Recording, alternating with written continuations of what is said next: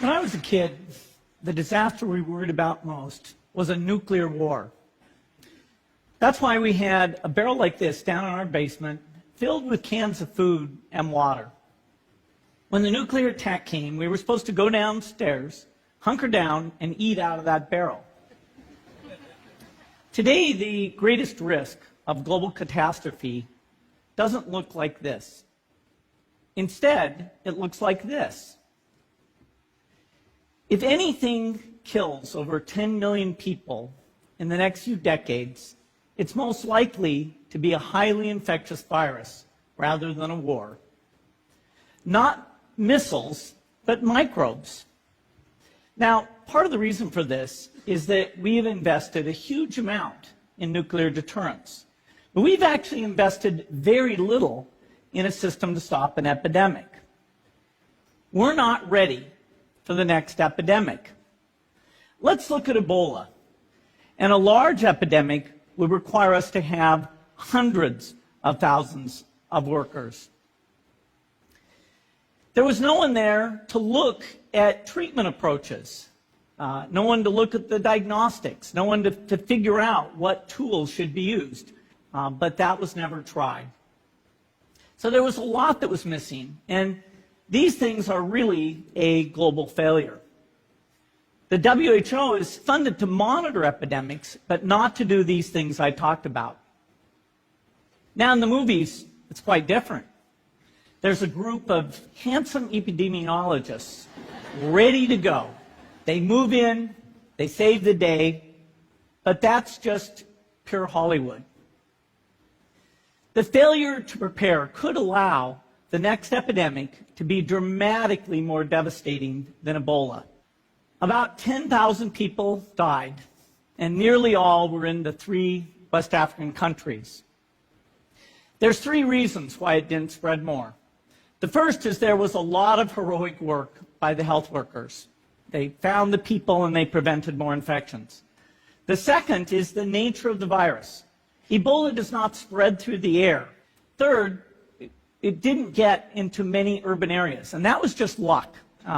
If it had gotten into a lot more urban areas, the case numbers would have been much larger.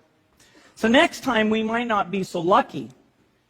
You can have a virus where people feel well enough while they're infectious that they get on a plane or they go to a market. The source of the virus could be a natural epidemic like Ebola, or it could be bioterrorism. And so there are things that would literally make things 1,000 times worse. In fact, let's look at a model of a virus spread through the air like the Spanish flu back in 1918. So here's what would happen. It would spread throughout the world very, very quickly. And you can see there's over 30 million people die from that epidemic. So this is a serious problem. We should be concerned. But in fact, we can build a really good response system.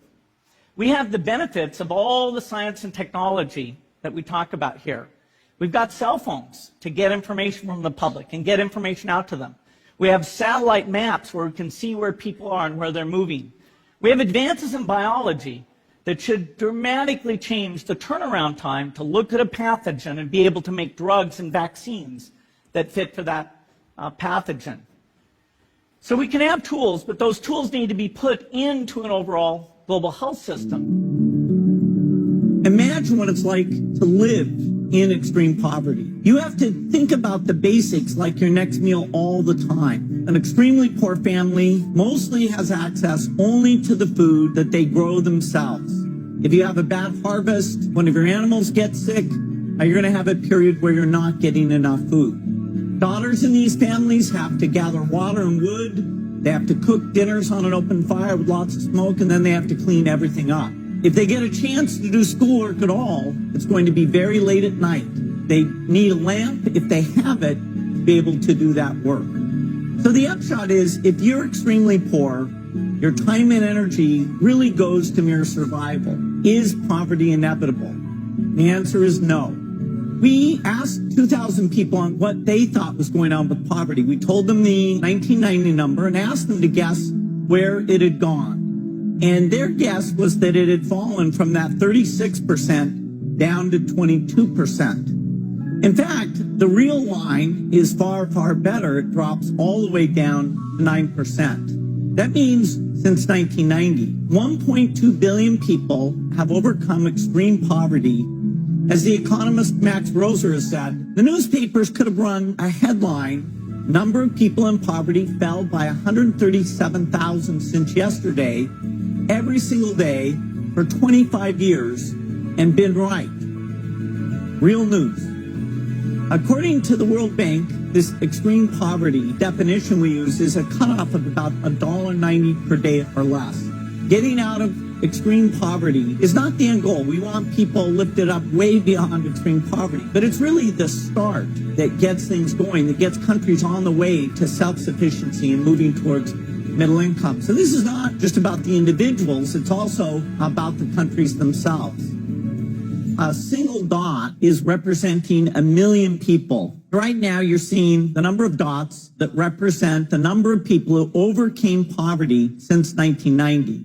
It's really great to see how we've made that incredible reduction because it hints, okay, what remains? What do we have to do in the future? The progress came really in two great waves. The first wave was China. In 1990, 66% of people in China were extremely poor. So you can see all the dots there, each representing, again, 1 million people. But over just a short period, 15 years, their extreme poverty declined by over 500 million. The improvement in people's lives there is one of the most astonishing examples of progress in world history. The second wave came in India. Progress there started later, and it's been more gradual, but it's also an impressive trend. India went from 400 million people in extreme poverty in 2005 to just under 100 million today. And over the next several decades, that number is going to drop quite a bit. So the question we face here is, can we create a third great wave of poverty reduction in the rest of the world that will bring extreme poverty near to eradication? It's not going to be easy. We can go back to our dots, again, looking at each one representing 1 million people. But now we're going to look at the people who remain in extreme poverty.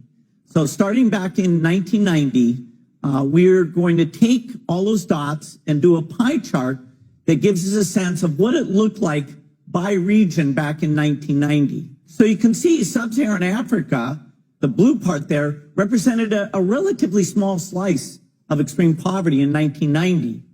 But because this has fallen so quickly in East and South Asia, so we're dropping the total number of people a lot.